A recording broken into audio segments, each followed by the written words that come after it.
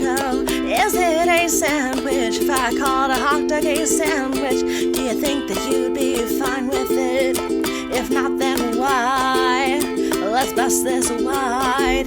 Mary, Carrie, Kelly, Matt, oh my, is it a sandwich? Well, let's decide. I've missed wagging about wieners, so there's no place that I'd rather be today as we decide the topic of the ages. Is a hot dog a sandwich? On Order Up. Ta-da! Matt's back, everyone! Yay!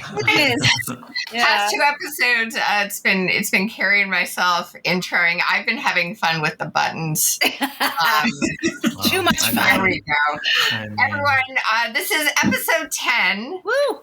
Special long edition of this season, of season 10. The season series finale. We're going to do something different going forward. We'll tell you about it at the end of the show. The question of the hour is a hot dog a sandwich.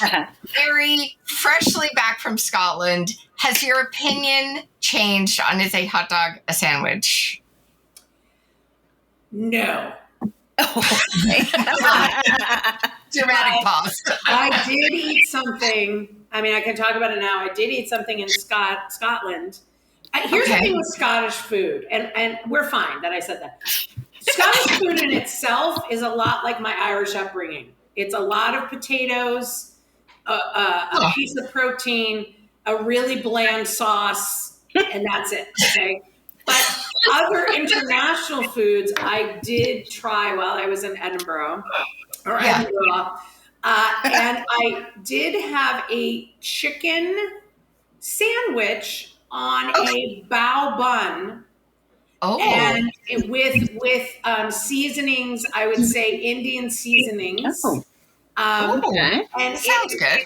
And it was presented as a sandwich with chips, which are actually fries for my Americans, with chips.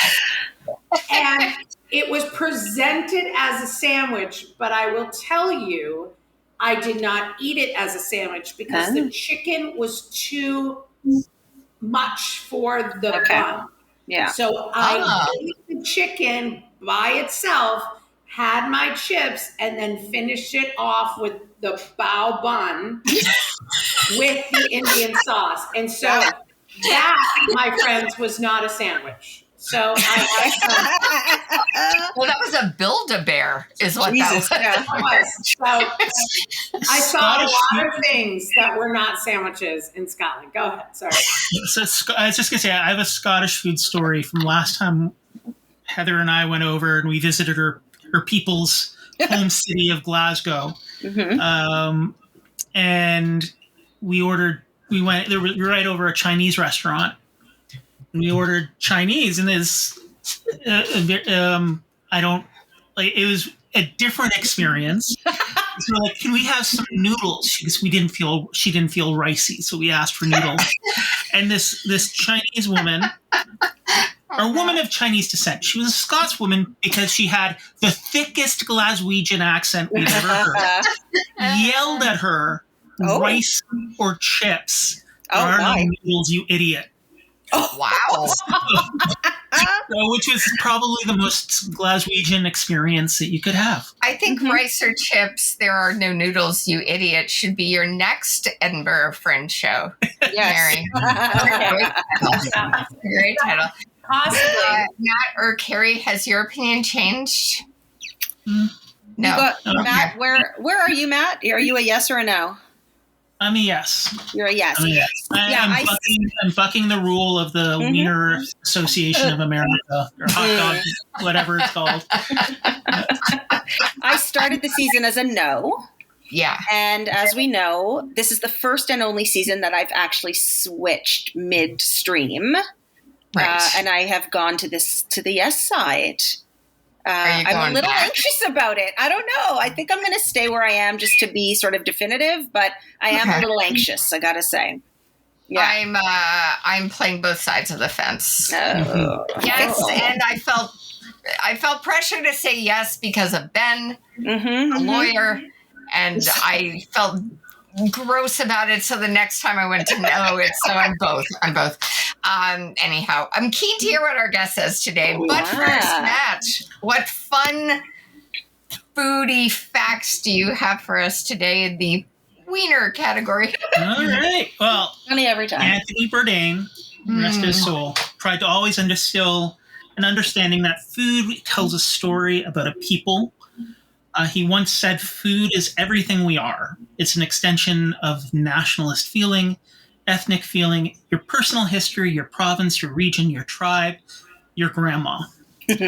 And between 1880 and 1920, waves of immigrants from southern Italy moved to Newark's First Ward, also known as Little Italy. These are working class families who carried with them traditions of family, faith, and food. And as immigrants do, when you move to a new place, you make what's available part of your food experience and put your own spin on it, which is how we got the Italian hot dog. In 1930s Newark, a local dish came out of the First Ward consisting of deep fried hot dogs or wurstel in either an Italian roll or pizza bread with a combination of fried bell peppers, onions, and potatoes, created by James Buff Ratiopi. I looked it up. That says Ratiopi. That's what the internet told me to say. He is the founder of Jimmy Buff's, which, as with many great things, it's his wife who invented all the good stuff, and then he just came to glory. One day, Jimmy, who was a big card player, that's how he got his nickname. He's very passionate about it, and basically passionate in Italian, or a version of that translates into buff in English. So his wife Mary served Jimmy and all of his friends what would later be named Italian hot dogs. And it was such a hit with Jimmy's card buddies, he brought it to his family restaurant, and it became a regional favorite. 93 years later, Jimmy's family are still in the business of feeding folks, and the Italian sausage and the Italian hot dog are their two top sellers, and they will go back and forth between number one and number two. Wow. Yeah. So. Okay. I don't think I've ever had that. I don't spend a lot of time in New Jersey by choice. I'm in and out. Next time I land in their airport, I might go out to find one. Maybe. This is really hitting a lot of my sweet spots. What else? Now, all of that was not to be confused with the A&W Italian hot dog, which is a sliced Polish sausage topped with mozzarella, Parmigiano Reggiano, and tomato sauce. That's just half-assed.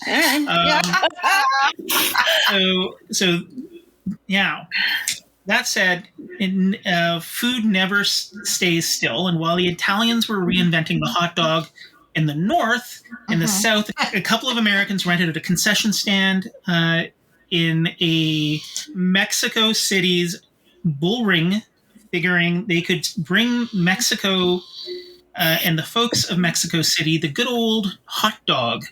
And they thought people would love it.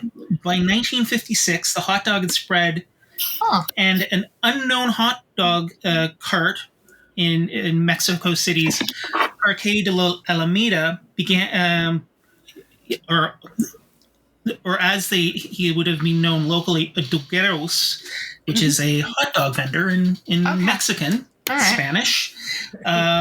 He began selling bacon-wrapped hot dogs that were topped with pico de gallo, jalapenos, onions, bell peppers, and drizzled with ketchup, yellow mustard, and mayonnaise. Interesting.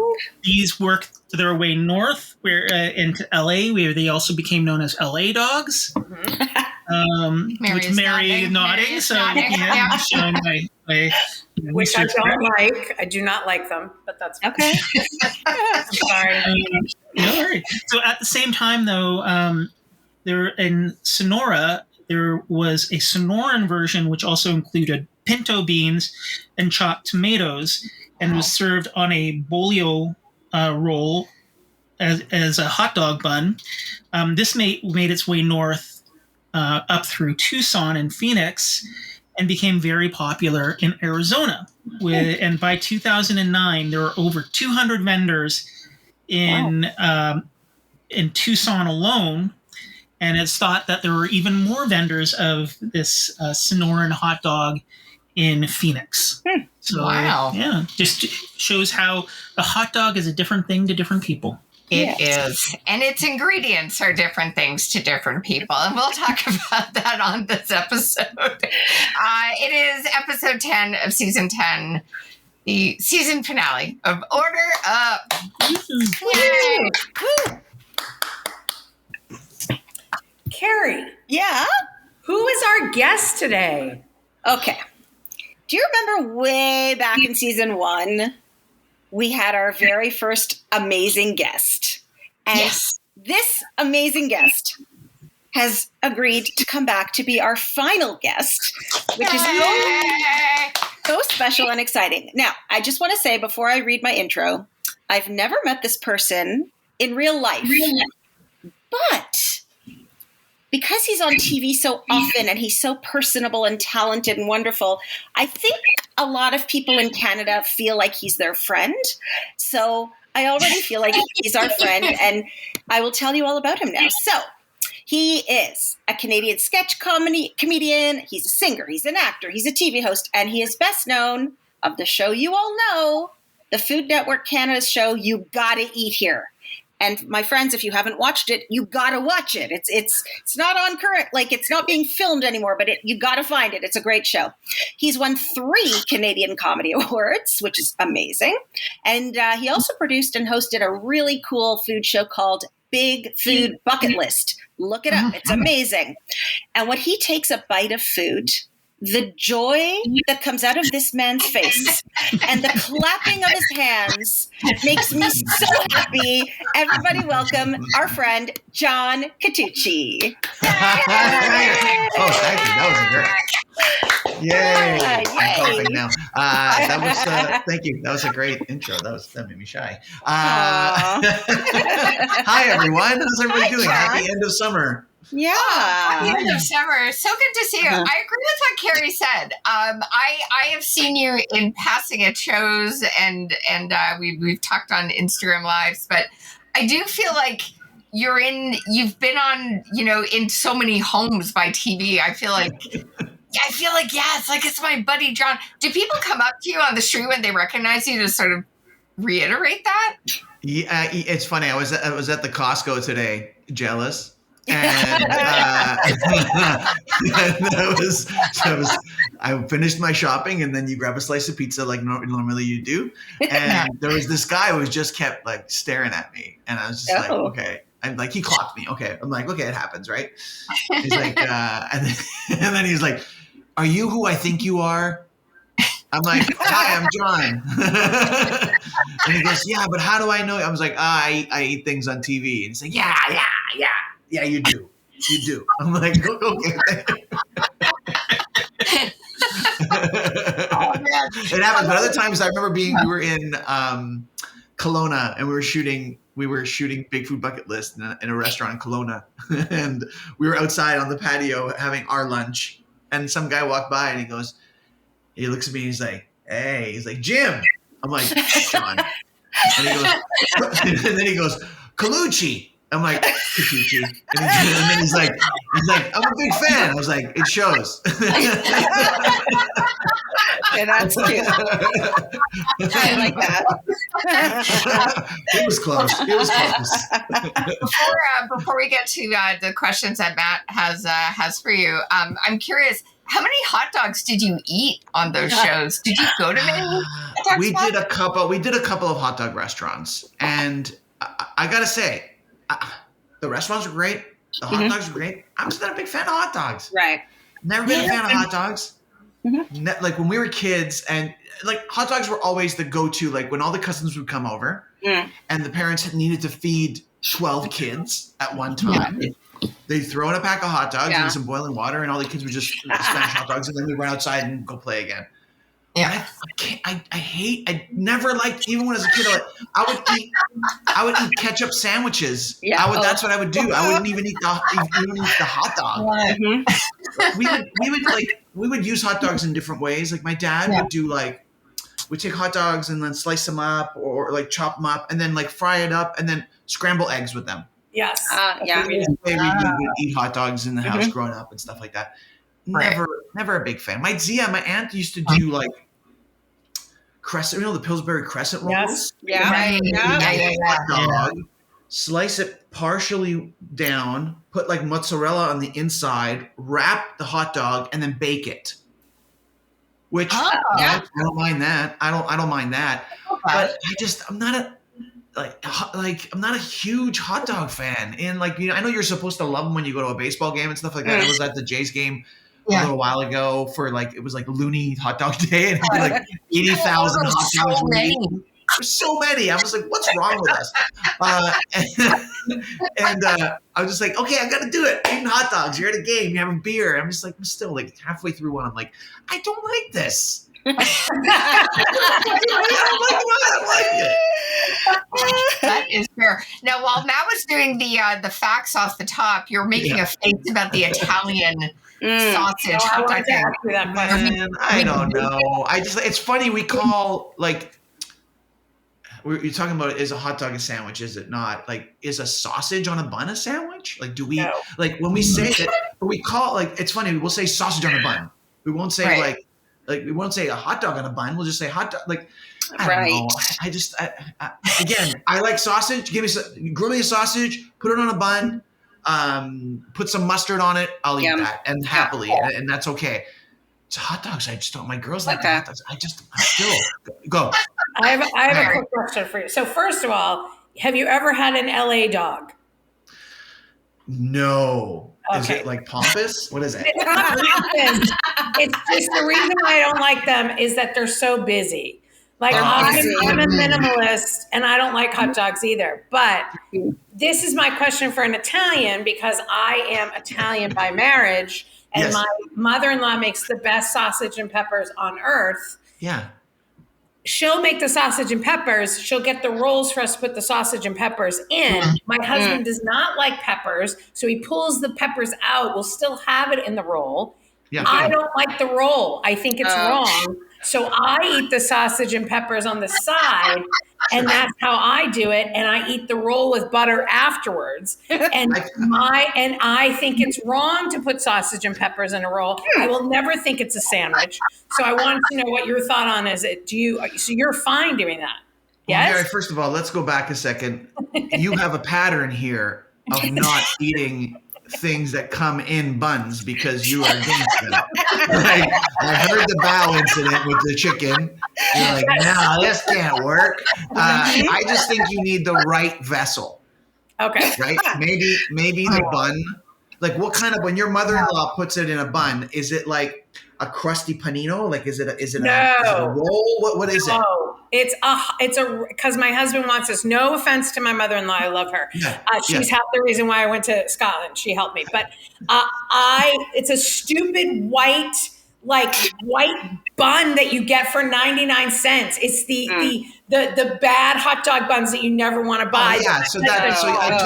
You are 100% right in not wanting to eat it, because if you do a classic spaccatella, like a crusty bun that you get at an Italian bakery, and you slice that open, you put the sausage and the peppers in there, you'd smash it. That's what you would do. You would eat that, and you'd be very happy. Next time, bring your own bun. Bring your own bun next time. That's right. You should in your purse. Your purse. You just slice it open. That's very old Italian lady. That's a very old Italian lady. I think you would get some respect for that. That's hilarious. Love it. All righty, John. We have 5.5 questions for you. Are you ready? Mm-hmm. Do it. Okay, let's go. Question 1. What is the best sandwich? You've had a lot of sandwiches over your journey. I was thinking about it when you. Oh man, can it be more than one? Can I explain myself? I don't have to. One of when you were talking, Matt, earlier about we're eating and we're emotions and feelings and stuff like that. We're always eating our feelings. It's not just when you're feeling bad. Yeah. We're always eating our feelings. We're happiness. We want something. We're sad. We want something. but also what we're eating reminds us of something else. Like it's like I find food super nostalgic. I find that sort of I find the essence of sharing food, of making food, of eating food, like that's time travel for me, because you can instantly taste something and be like transported back in time to your mom's kitchen or your grandmother's kitchen or wherever. So one of the first things my mom, I remember making for me and also teaching me how to make myself is like a grilled cheese sandwich. Oh, yeah. We're talking like white bread, sliced white bread, margarine when we were growing up, butter, and Kraft singles. Like I don't want fancy cheddar cheese aged. I want plasticky cheese that's kind of sweet, and I want buttery toasted bread, and I want that cheese pull that happens like that. For me, even still to this day, makes me feel like a child. It makes me feel like a kid. So like that emotional connection to food is always in my world. But if I were gonna make like a perfect sandwich for myself, I'd be making, and I've done this a couple of times this summer, is I'll make some focaccia, right? So this is like you're making, like you've got some, it's time, right? Like this is a sandwich that's taking the entire day to make. You're making focaccia, you baked it, so it's oily and crispy and all the good things. And then you've got prosciutto, you've got sliced tomatoes, you've got fresh mozzarella or bocconcini or whatever you can find, and that is perfection. Yeah, that sounds awesome. And if I know some people are like, I don't like tomatoes, you're wrong. There's something wrong with you. You've never had a fresh tomato off a vine. I've got my tomatoes. I agree. My tomato are still giving me some delicious fruit. It is just incredible. That bite. I love that. I love, and Mary, you would eat that bread. Don't even throw the shade. Oh no, I will. No, I'm with you. I'm on board. That sounds so good. It does sound like I'm getting so good, man. And the focaccia the next day. Oh yeah. It just becomes even more oily. Yeah. And so I love making fried eggs and then just using that to dip into my eggs. I already know that when I've made that focaccia sandwich and I look over and there's still a half of focaccia left, I'm like, I'm eating you tomorrow morning. That's what's happening. I'm already telling that focaccia that that's what's happening. In the chat, John, just put us your address. We'll be there. I'll just leave fresh focaccia on my porch. That'd be great.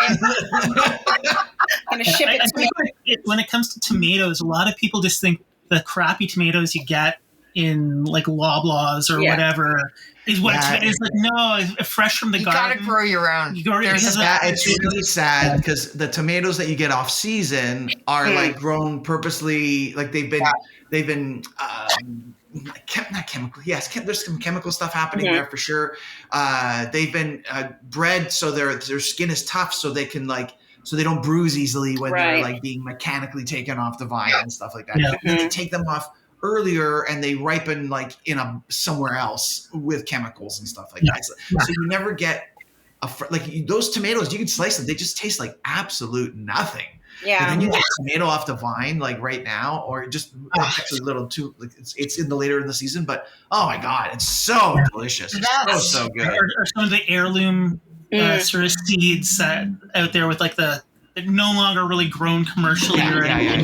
So good. So great. And there's like, again, reminding of childhood, like eating cherry tomatoes, just popping in your mouth, just feeling that pop of flavor that happens. Like I got these, I think they're called bumblebee cherry tomatoes. Really nice color on them. And again, like that's like truly eating sunshine when you pop a fresh cherry tomato that you've just picked off the vine that's still warm from the sun. I live right near a really lovely Italian market, And I went the other day to get some things, and outside the market were these beautiful baskets of all aroma tomatoes, because maybe it's sauce making time. Oh, it definitely is sauce making time. There's like I didn't buy them, but like you look at every basket and they're all beautiful in the color. And I'm like, I want to taste the sauce that's going to come from these tomatoes. I'm like, oh my God. I spent all day this past Saturday, making tomatoes with my neighbors. So we got 10 bushels. Oh my gosh. And we made and so it was an all day thing. I'm still tired from it. I'm not gonna lie. I'm still feeling it, man. But we did 10 bushels, and that gave us a total of 180 jars of tomato sauce. Wow. We split evenly between the two of us. Our family, each family. So yeah, it's just I'm very happy. Hold on, awesome. I know this is radio, but hold on a second. I'm just gonna show you. Sean is going to find something, and I wonder if he's going to show us what he created on the weekend. This is like, oh my God, it's kind of hard, but it's like it's beautiful. Yeah. So 80 of these are living in my cantina right now. Wow. Oh, I'm so jealous. Oh my gosh, that looks awesome. So with a focaccia on my front porch with a jar of tomato sauce. So our next question is a little bit of a out of left field kind of question. Would you eat a pineapple and mayo sandwich, which is a sandwich that Kelly found on the internet? I believe it's from the South. Yeah. I mean, I like mayo. I like bread. I don't know if I can. I don't know if I can do that. I mean, I don't know, man. I like pineapple, I guess. I like pineapple on pizza. I know that's wrong. Yeah. I know that a lot of people will say, "Get out of here," but I'm into it. I like it. And I don't know. I'm gonna have to. Tomato and mayonnaise on a sandwich is very delicious as well. I like that. Yeah. But I don't know. Kelly, have you had this? Did you try it yet? No, but for listeners who go to our Instagram page, the Order Up Instagram page, Matt and I are going to be posting a video of us eating a sandwich made out of those things after this interview. So after you listen to John's episode, go to the gram. Okay.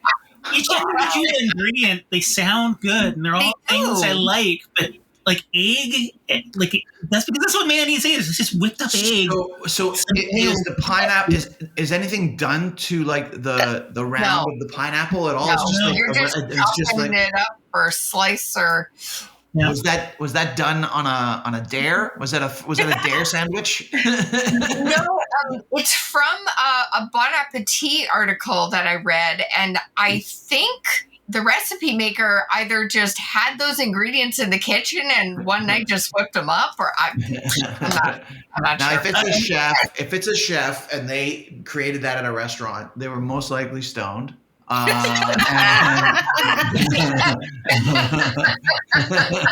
they were like, "Yeah, let's eat." All right. So our next question: true or false? Toronto's Winter Garden Theatre had its walls cleaned using raw bread dough during its reopening. And I'm trying to remember the theater. Like there are some like ornate kind of like stuff on the wall, like right? English garden on the inside. Okay, so I'm going to say definitely yes, because I guess they were going to try to get in between the things, right? If there's dust and stuff, and they want to get it. Have you seen that snotty kind of stuff that you can use?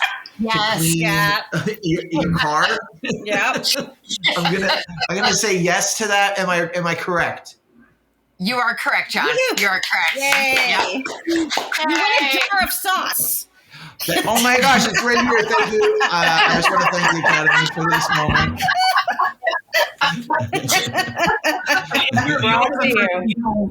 To get it right for the right reason too, not just because it's an art restoration technique for getting dust.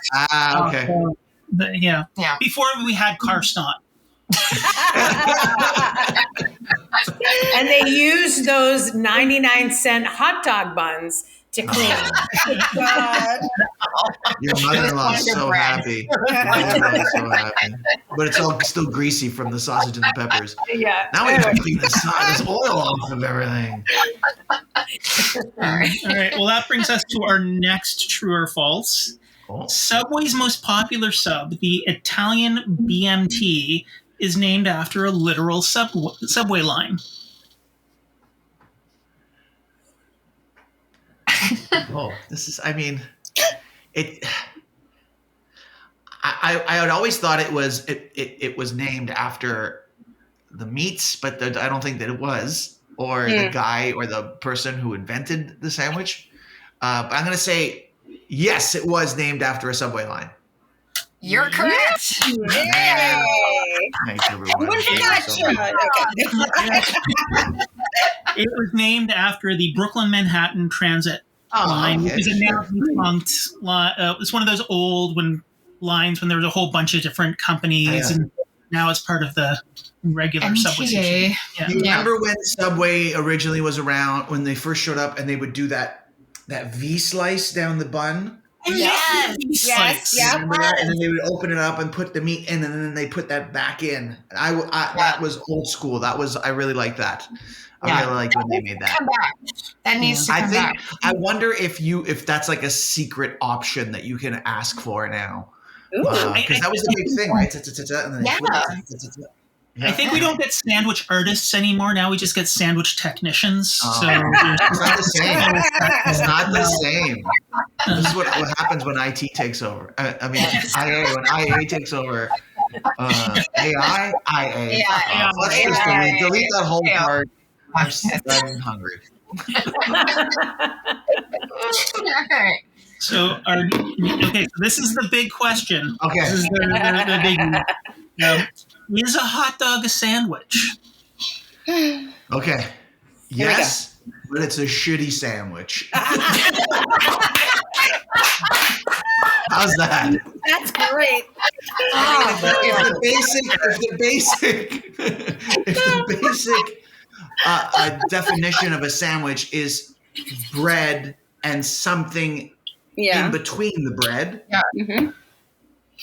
Yes. Not all sandwiches are made the same, and not all sandwiches are great.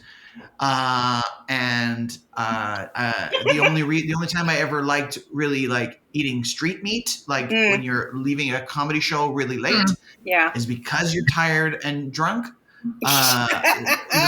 Sober John doesn't eat that stuff. You know, like it's just never been in my wheelhouse. I just never liked it.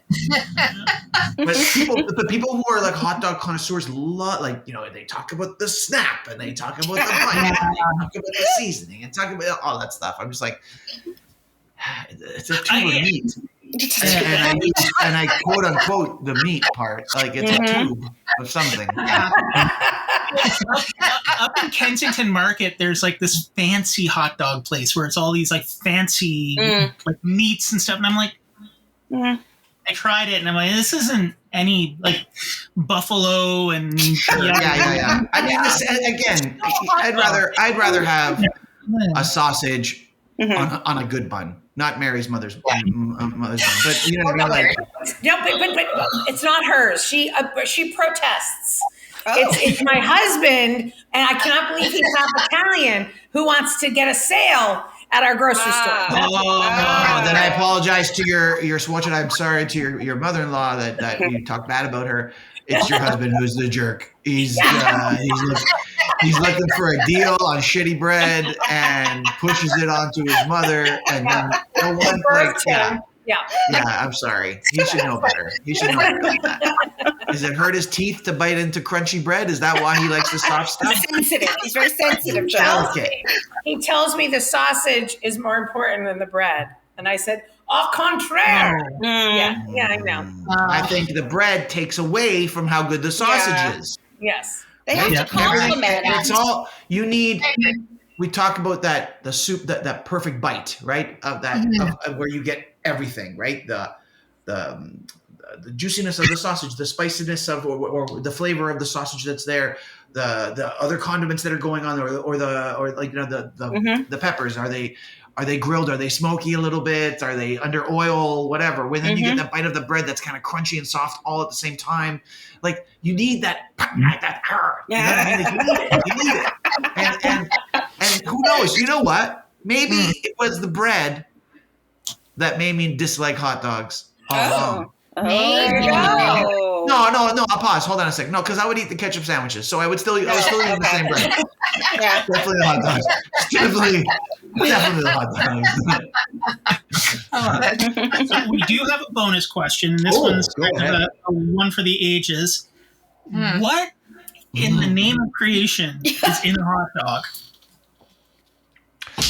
Now, I don't want to say that I know somebody in like the food space that develops things, you know what I mean? Like that sort of stuff, right? Like I'm not saying that I know people in that world. But if I did know somebody in that world, they might have told me that a lot of the hot dog is skin. Oh. Listen, hold on a second. Before you lose your mind, we eat chicharrones. We eat like when you get a crispy side of bacon, you're eating the side. You're eating the skin is there. It gets crispy. Again, crispy Fried chicken. Crispiness all over it. Right. Yeah. That's actually the least concerning thing that I could think would be in it.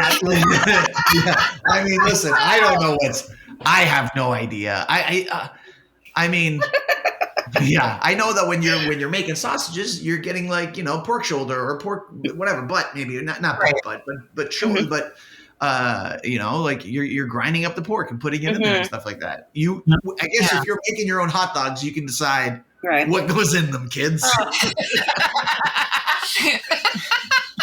Now with 50% less skin. Oh God. Well, and a turkey dog is no turkey. I'm telling you that right now. There's no turkey in a turkey dog. What's in it then? Do you know what's in it, or you're just guessing that there's no turkey? I'm just guessing because it doesn't taste like turkey. It doesn't. A chicken dog doesn't taste like chicken. Yeah, but a hot dog doesn't taste like pig either. You know what I mean? Like it's not like it's anything. It's whatever. It's whatever. Whatever spice profile you put in it, right? Like, I think mortadella is still tons of fat. Like I remember watching it get made. Like you guys like mortadella, the amount of fat, and I guess that's why it's so delicious. There's a lot of fat. Yeah. There's also a lot of butter in a croissant, but I'm still gonna eat it. So good. But it's not skin. It's not. You're not eating like nature's skin. Nature's skin. Can I have a skin, please? Gross. Oh my God, I would eat a fried. Like you make me a croissant out of chicken skin. I would eat that. To be honest, if you had a restaurant that just sold nothing but various prepared chicken skins, I'd go there. Like I would go there. The ghost is opening up your door, just so you know. The ghost just opened your door. The cat goes. Is the cat coming in? Well, with John's answer, friend, and the cat is here for the big reveal. The cat is now walking on the table. Does the cat have thoughts? Orange tabbies are the best. I don't know. I don't speak cat. Everybody, order up has deemed. Oh, crap. The hot dog's a sandwich, everybody. Yes, wins. Wow. Okay. Oh, yes. Yeah. It's, Wow. Somewhere Ben Golan is celebrating on his sandwich tour. Team Yes won by 3 votes. Everybody. Okay. Won by 3. Yeah, with some caveats, though. You know what I mean? Like there should be an asterisk. Like it's sandwich-ish. For the season, we thought it was going to be a clean sweep. Well, and I was like hardcore no. I swore a lot in this season, but and then I changed my mind. And but again, if like is it not just bread but carbs? Like you know what I mean? Like is a taco a sandwich? We've gone there. According to Ben Golan, who is a lawyer and a food tour guide. Yes, it is. It's a sandwich. Yeah. And actually not just Kim, according to the U.S. court system. So it's a sandwich. There's been two courses again. One said it is, one said it isn't. Hold on. Go ahead, Carrie. You have something, and then I have something. I just had an idea. You know when you say something is like ish, like it's food-ish, okay? Yeah. So we usually call a sandwich, but we're going to call it a sandwich. Oh. I don't know. I'm going to figure it out. Right. It's a sandwich. It's sandwichy. I'm going to call it a sandwichy, sandwich-ish. I'm going to work on it. I'm going to workshop that. I I think like we're it. going to start singing oobla dee, oobla da. A taco is not a sandwich, and I'll tell you why. I have Tell us to. why. Because there is runaway meat on a taco. Ground beef in itself is movable. Yeah. And it doesn't stay still. And yes. Mary, is an open-faced sandwich a sandwich? No, absolutely. No. It should be two pieces, right? Yeah. It'd be 2 pieces of bread. That's one of the things that pisses me off. It shouldn't piss me off as much as it does, but when I'm in a restaurant and I order, let's say, a steak sandwich, I'm ordering a steak sandwich on the menu. Yeah, all right, I can't wait. It's gonna be good, and it comes open-faced. Yeah. Okay, fucking tell me so I'm prepared. Emotionally. I gotta be ready for fork and knifing this sandwich. Yeah. I want. I visited my mom recently. We went to a diner, and I saw a Canadian classic that I haven't seen in many places because there aren't many really good diners around anymore, at least not in Toronto. A hamburger sandwich, Yes. which is open-faced burger patty with gravy, potatoes, veggies. Yeah. Okay. That's a hamburger sandwich, and that's only one piece of bread. I know. People call them open-faced sandwiches. Right? Is it more of a deconstructed sandwich? Yeah. Is that what you would call it? But now I want an open-faced turkey sandwich right now, and I would smash But where's it. the other piece of bread? You're losing Sometimes a piece they of go bread. side by side, right? Oh, Sometimes they'll go side by I don't side. know. Other times it'll just be one piece. I don't know how I And feel they'll about just be- this. oh. Or it's supper, as we say in Massachusetts. It's supper with a side of bread. That's it. It's not a sandwich. Oh my God. Or it's just bread. And that's all you need. My blood pressure has gone through the ceiling. John, where can folks find you on socials to follow your food travels? Sorry, go ahead. I jumped on your thing. You go ahead. Start again. Where can folks find you on socials to follow your food adventures and maybe take you for an open-faced sandwich in quotes? I will do that. It's at John Catucci on Instagram and on Threads and on what's the other one? TikTok. Even though I'm still not TikToking, I got to talk to my daughters about how to properly use that. They don't want to help them try it. Without them rolling their fucking eyes and going, they're not interested. They're not. They're I'm jerks. trying. Let me drive you around everywhere. Yep, everywhere. That's all it was an Uber driver all summer and bad reviews. Just bad reviews. Like 3 stars, just whatever.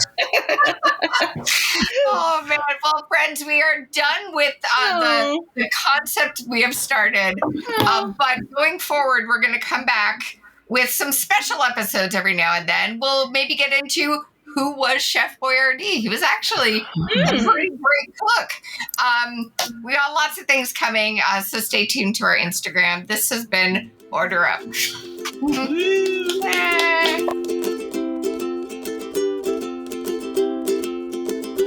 Order Up is hosted and produced by Matt Ardill, Mary Kennedy, Larry Hayne, Kelly Zemeckis. and original music is by Rebecca McDonald.